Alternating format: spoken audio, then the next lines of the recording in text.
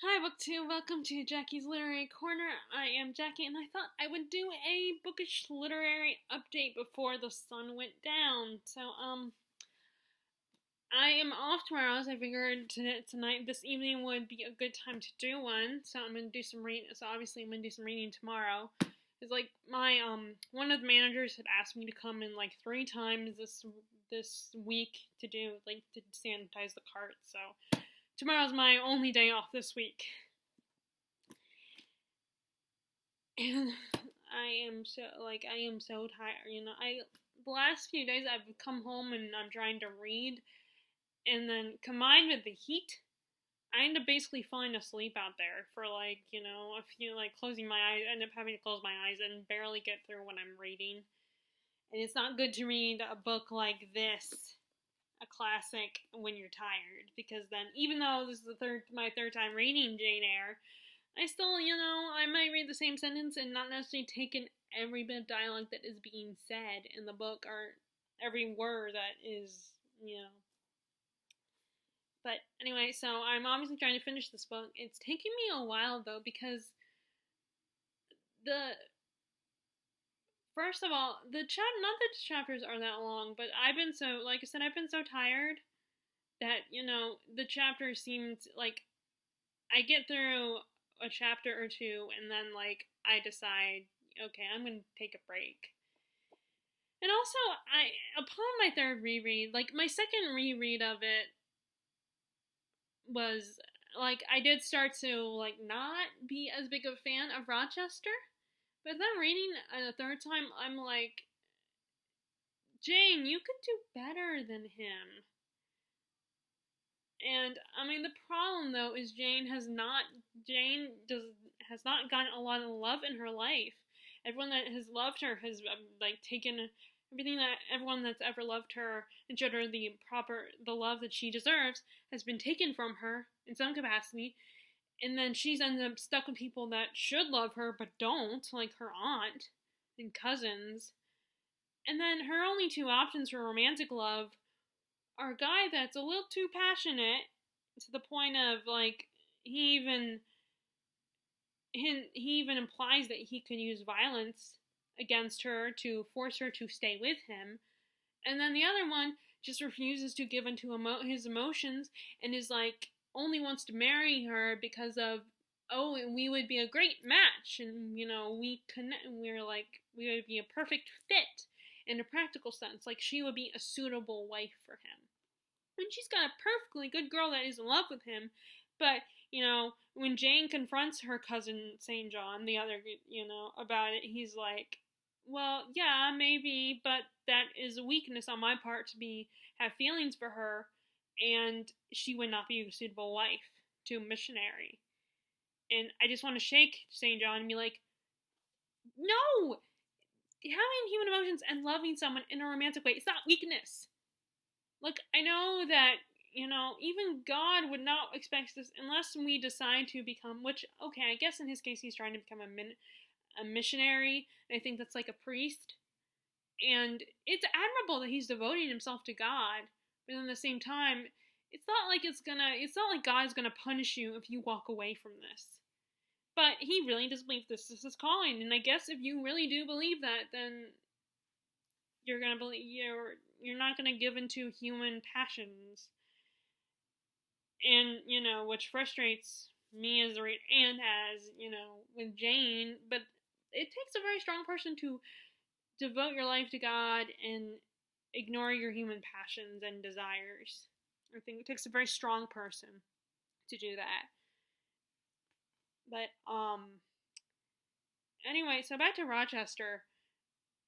I take issue with him because, like I said, he threatened violence to force her to stay when he manipulates her emotions because, and granted, I kind of understand on some level that she's only 18 years old. She hasn't got a lot. She has very little experience with men, and so yes, jealousy is a good way to get someone to realize your feelings for a person. I mean, I've been talking about the Charmed reboot in all my videos, and in season 2, there's this whole the couple that I'm rooting for is playing the jealous game plays the jealous game throughout season 2. They're like, the guy is with another woman, the girl is flirting with another guy, and it's like you just want to shake them and be like, oh my god, you're in love with each other.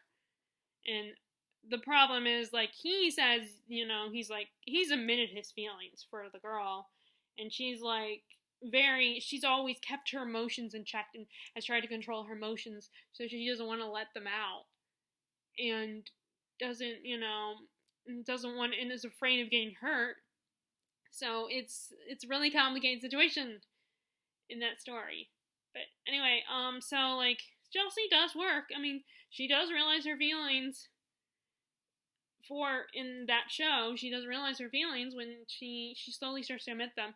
And this, like, I think Jane was already starting to fall for Rochester, but she really fully realized that she's in love with him when she realizes he's going to marry Blanche Ingram, which, who would name their daughter? I mean, I guess, yeah, but I always think of, I'm sorry, I always think of that with an old lady, like, maybe because of Golden Girls, or like, there's Blanche Dubois, I think she was like a famous, I think she was the character in one of those musicals that I don't know as well as I would like to. I can't remember what musical it is. But anyway, or maybe not. I don't know. I don't know who that character is from.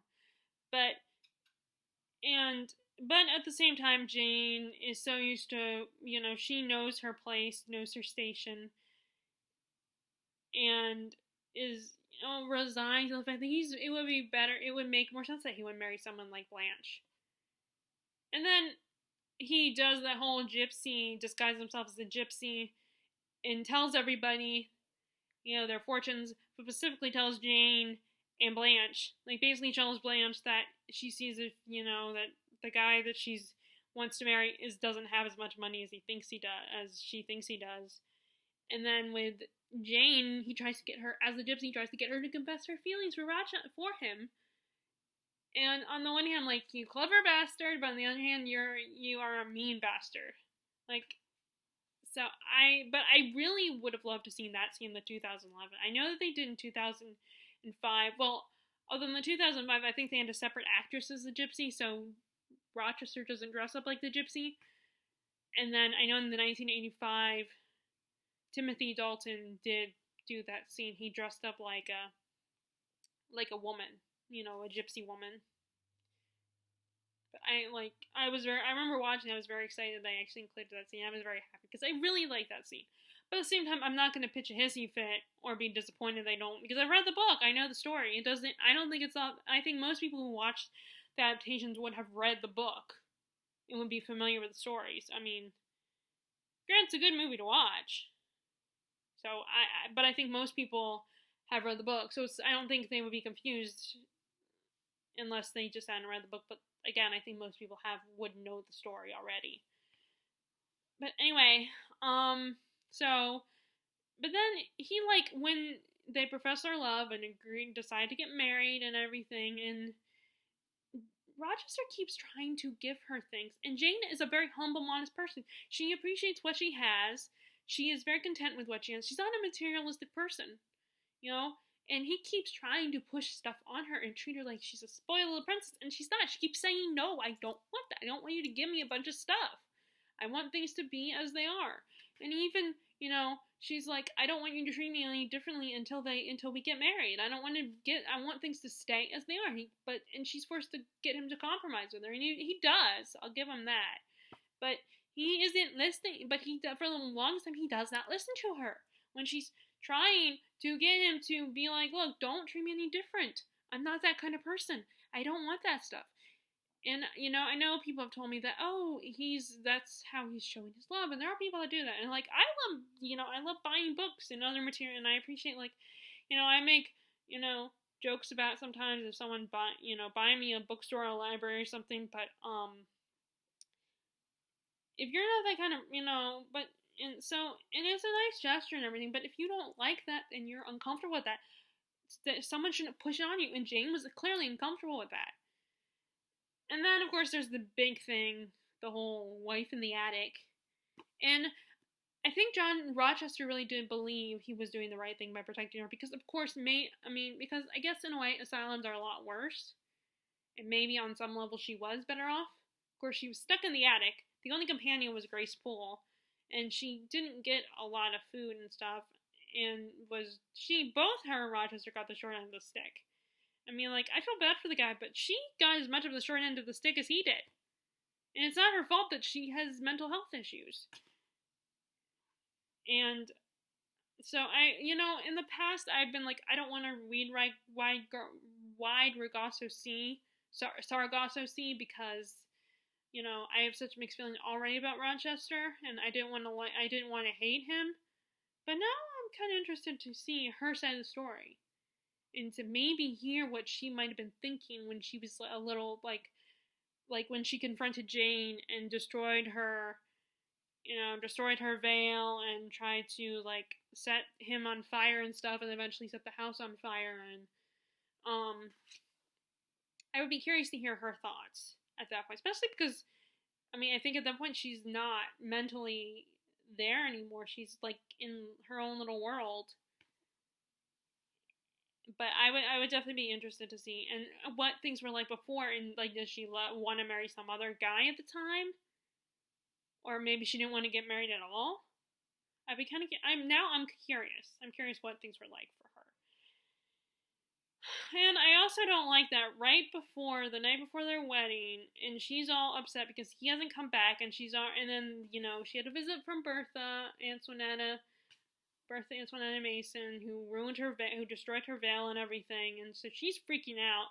And then Rochester had the nerve to be all like, of course, I know how, if you read Rochester, like, he had the nerve to be like, oh, you were dreaming, or you were just. And then, of course, and then the next morning when they're about to get married, it's revealed that he's already married. And he keeps, like, not only does he threaten her, he's like, I could use force to make you to stay. He keeps trying to beg her, and he tells her whole story of how it all came about. And he also is like, he keeps saying, I'm not married. We can still be together. It's like, no, dude, legally you are married. Like, I feel sorry for you, I pity you, but it's like, no, you're married, you're stuck with this woman, unless you get a divorce. But he doesn't, I guess he doesn't want to get a divorce because maybe he feels bad for her, or can't bring himself to get a divorce because she's, like, crazy. I shouldn't say crazy, she's, like, mentally unstable. Or she has mental health issues. I guess I should say mental health issues, because that would be the better way, a nicer way to put, a kinder way to put it. And he's like, he keeps saying that he's legally not married, and he even insists, like, we'll go away and run away to, far country to be together. And, like, Jane is tempted, but at the same time, she's like, no, I'm sticking to my principles. Like, this is wrong. I can't, and even if we go to somewhere else and nobody knows us and knows what the truth is, I wouldn't know. She wouldn't know, and it would still bother her. So she sticks to her principles and is like, I'm leaving. To the point where she has to sneak out the next morning so he doesn't catch her, so he doesn't try to stop her.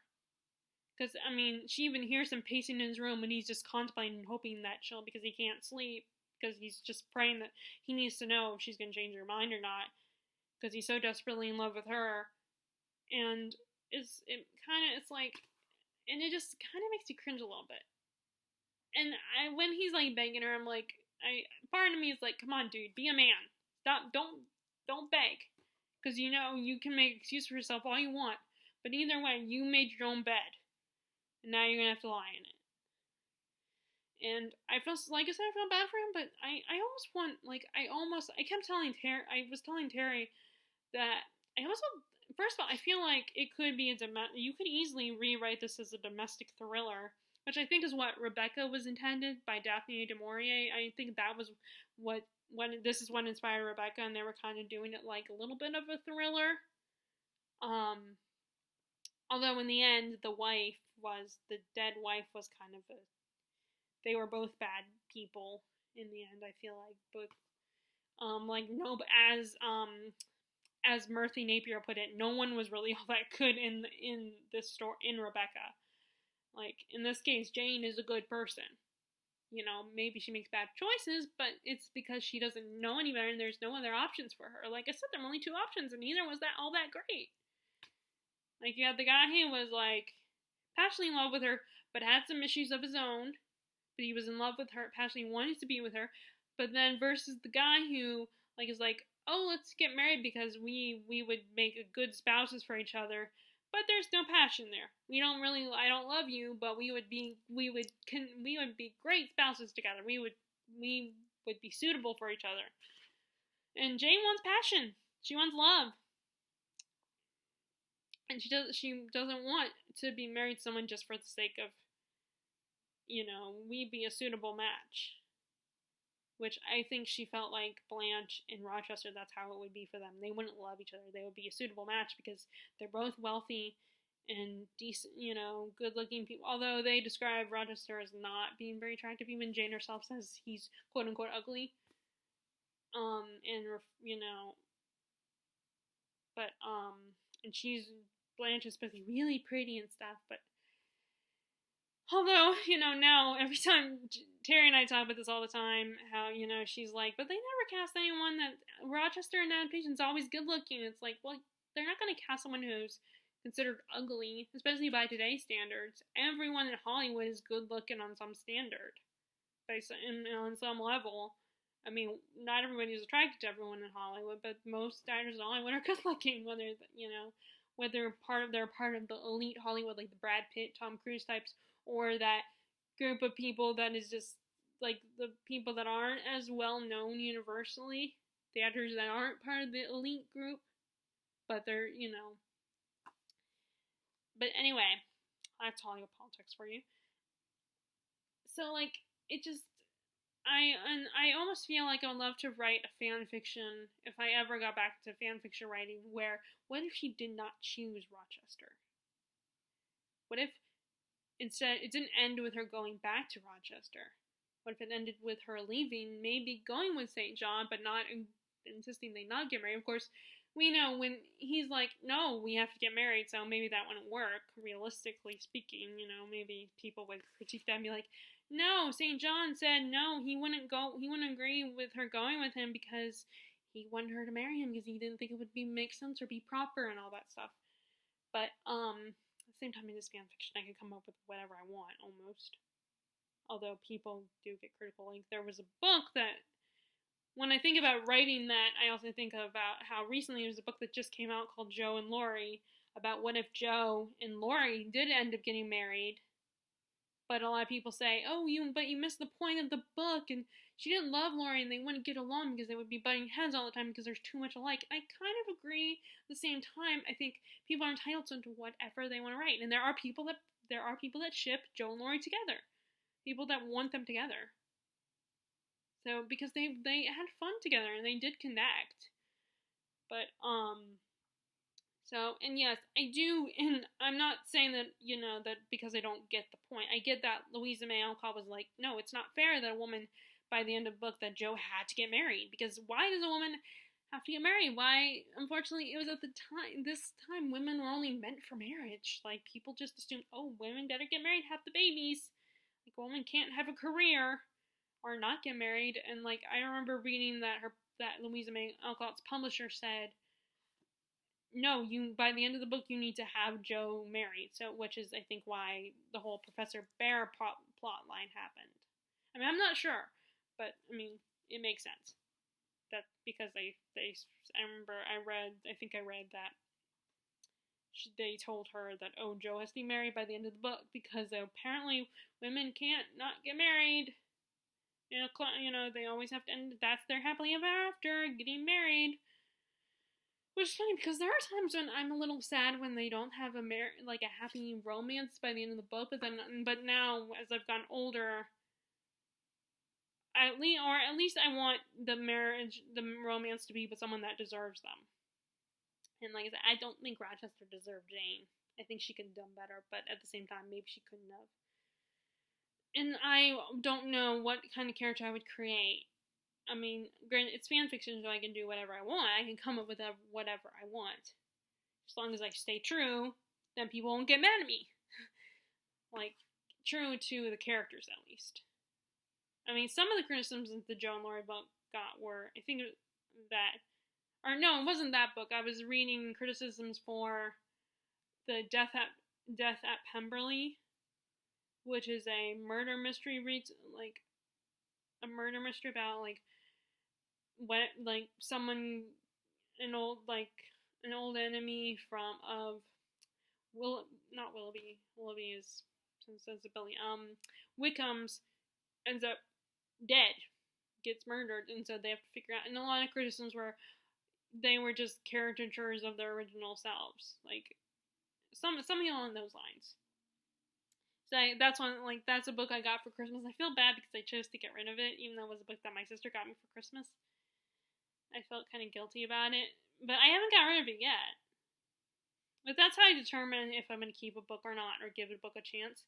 Because I will go and read, and I will actually read the reviews. I don't just look at the rating. I will actually read the reviews. I know I've heard that some people just look at the ratings and see what star rating it is. But no, I actually go through the reviews and actually read what it says.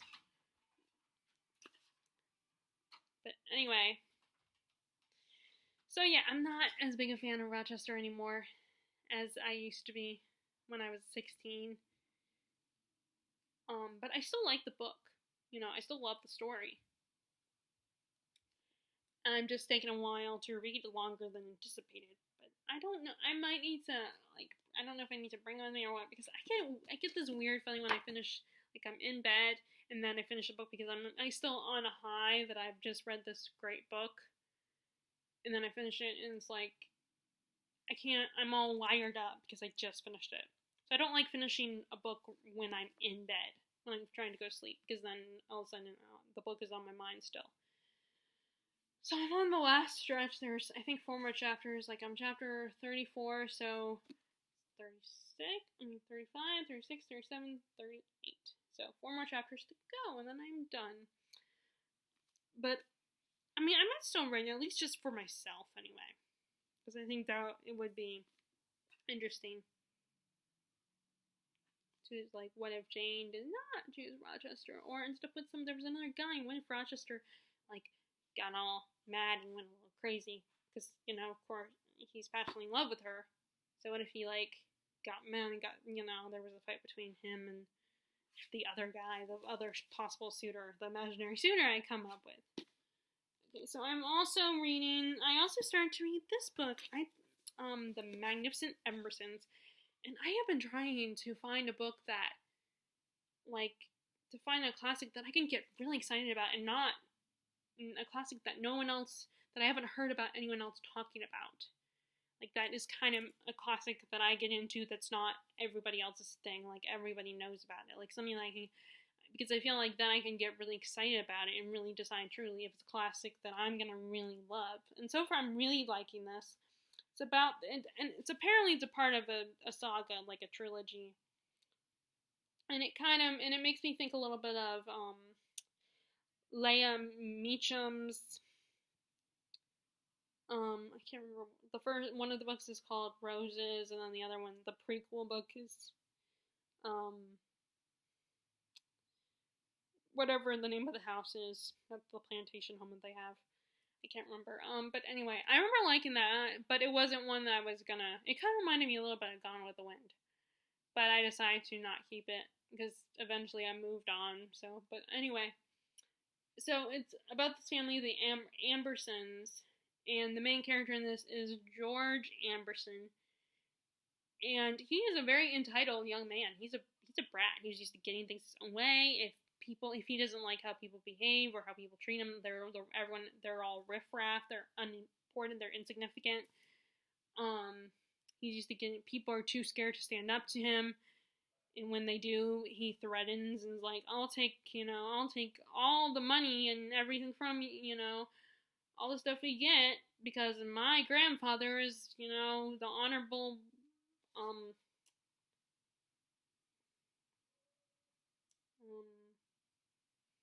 can't remember, but I can't remember his name, but anyway,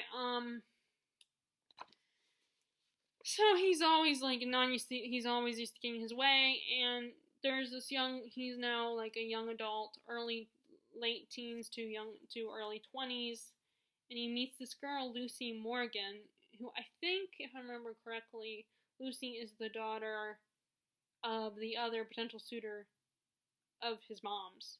And she, like, because he was making a fool of himself in front of her, she decides, I'm not gonna marry you, I'm gonna marry this other guy, this Minafor guy. And she ends up dumping him. Well, anyway, the guy comes back into her life, and he has a daughter, he has his own family, and has a daughter, Lucy. And George is interested, intrigued by her, but she is not someone that's gonna fall over him and fawn over him. And they are constantly butting heads. Although she has this attitude of, oh well, that's, she just humors him a little bit. She kind of, and I'm trying to determine if she's gonna be his downfall or she's gonna be his victim. I don't know. I don't know I still have to figure out how things are gonna happen. But I do, from the description, I believe something happens to him where he loses everything. Yeah, it says, George descends from Midwestern aristocracy to the working class. So he's going to lose his money. He's not going to be as well off as he used to be, or he's not going to be as, famous in his town. He makes all these comments that you just find so amusing. Like, he kind of critiques how her father is trying to invent the automobile. And, like, he's like, that's never going to work. You can't compare to horses. And he also just doesn't get that his mom is a human being, a woman. She was a woman at one point. She wasn't just his mom. He is bothered by the fact that she's being friendly to Lucy's dad, Eugene Morgan, and that and Lucy talks about how her mom dances like that his mom dances beautifully, and she's like a princess and everything, and he just is so bothered by that, because he's like, she's my mom. She's not a princess. She's not like this beautiful woman. She's just my mom. And he's like so offended. And we just had a scene where he was talking to his aunt Fanny, I think she's a spinster. She never got married. And I think she has a torch for Eugene Morgan. And he doesn't like how she's flirting with Morgan and, Lucy's dad, and and he finds he's ashamed of her a bit. And he confronts her about it, and she snaps at him. She's always been, nice to, submissive towards him, nice to him, doesn't really say anything. But then eventually she snaps and just is like, I don't care what you think. You're a kid. You're not in charge of me. But he's just, and everyone keeps wanting to see him get his comeuppance, and he still hasn't got it. But I'm obviously, from that last sentence on the back description, he's obviously gonna get it. He's gonna get, not that far down. Like, he's gonna go from, to working class, which is not that bad. Although maybe I guess back then when this is set, that is kind of bad. So I guess, okay, so this was published in 1918, so I'm guessing this also takes place in the early 1900s. But it's just so amusing. At the same time, it's amusing, but at the same time, you just want to be like, dude, get over yourself. Get off your high horse. The whole world does not revolve around you, and you can't always get everything you want. The problem is everyone lets him get everything he wants. His mom is oblivious to his, she sees him only as her precious little angel. No one talks back to him. He always finds a way to get what he wants. He's he and his college friends have this little club of theirs, and when he's gone, he loses his presidency to this other guy, Fred Kinney, who also ends up being a guy who's interested in Lucy, who ends up he dances for her at a party that they have, and George gets all mad and pitches a hissy fit because she's giving Fred the time of day and dancing with him. She's like, I promised him, and he's like, well then fine. I'm not interested in you. I'm just going to ignore you. But he loses his position as president, but then he's like, well then fine, I will take away all your rights that my grandfather allows you to, all the things my grandfather allows you to have with his money, if you don't make me president. So right away they're like, oh, okay, revote. Let's not Fred Kinney as president. We want you back as president. Let's vote. And it's just on the one hand it's amusing, but on the other hand it's like, like I said, you get so annoyed with him. It's like, get over yourself. Stop. Like, the whole world does not revolve around you. And I will look forward to when he gets degraded to the working class. I can't wait till when I get to that point. But it's really good and very interesting. I always loved, even though it's a lot, and sometimes, like, reading a book like, even a Dickens novel too, but sometimes reading, like, when I'm reading, The Count of Monte Cristo, it does seem like a lot. I mean, in, like, with books like, Tolkien's, Lord of the Rings, when I've attempted to read that physically, it has been a lot, but I still do love the writing style of classics. I just, like, Dickens' writing style, like, this writing style is just really beautiful and very interesting and very rich, and you just feel smarter just reading it. And I take a certain pride that I understand when I'm reading. I mean, I don't understand everything. I don't comprehend everything, but there's words that I recognize and I know what it means. And I love words like countenance. I love countenance, which is, I think, your facial expressions. And they, in a lot of classics, they use that word. Like, Jane Austen uses that word. The Brontes used to use that word. It's one of my favorite old English words. But now I don't like the whole, like, what is it? Like, I had a hard time with Sir Gawain and the Green Knight and Beowulf, that writing style, a little bit too much. It was a little hard to follow sometimes. And, like, the Canterbury Tales, that was part of my problem, my dislike of it, is that I couldn't understand it until we went over in class. And some of the stories were amusing, hearing about them talk about it. Although, I made the mistake of skipping one of the stories and forgetting to read it, and that bit me in the butt, because we ended up, surprise, we had a little quiz, and I totally failed at it. But, I mean, I now learned that if I ever went back to school and took a British literature class, I have to read everything, or it's going to bite me in the butt. And there aren't any, at the end of the day, there weren't any long-term consequences. It was just, there was a consequence, which is good. There needs to be a consequence so you understand and you learn from your mistakes. But it wasn't like an everlasting consequence. I still managed to B or an A in that class. I might have gotten an A. I don't remember. But anyway, but yeah, that, and even, but it does help when you're interested in the plot to be able to get into the writing style. Yeah, I think it does help being interested in the plot itself and wanting to know, and engage in it. So anyway, I'm also listening to The Dutch House. I'm very nervous that I won't get that done because I have 3 more days left. Well, now in a few hours, as of midnight, it will be only 2 more days left, and I'm like little over halfway. I think I'm like at the 60%, which I really appreciate that audiobook, it shows the percentage you are at. Like, I can't always, the other audiobooks I've read on Audible, it did not show I did not see the percentage that I was reading, so I couldn't mark where I left off at in the story, where I was at in the story as I listened to it. But this one does. I don't, maybe it's a new thing or something, a new feature of Audible, or maybe a feature of this particular Audible read. Anyway, The Dutch House, it's really good. Sometimes I like listening to those stories or seeing like a movie of those kinds of stories. And Tom Hanks narrates it, which I thought was so cool. I got so excited that it was Tom Hanks that was the narrator of The Dutch House audiobook.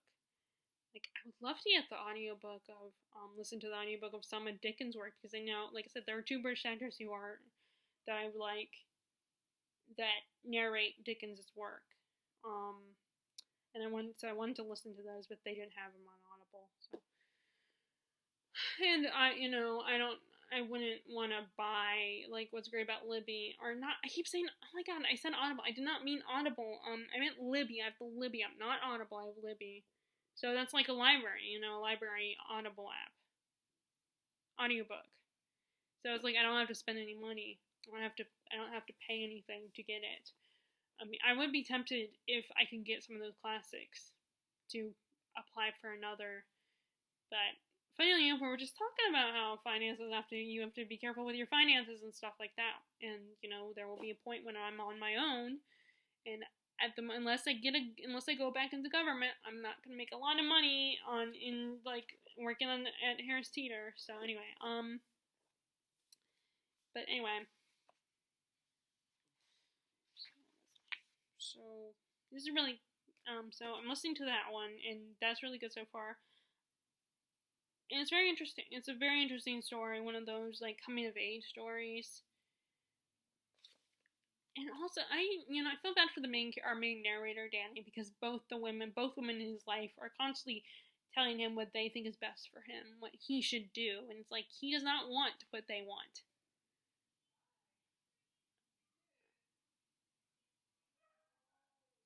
Although,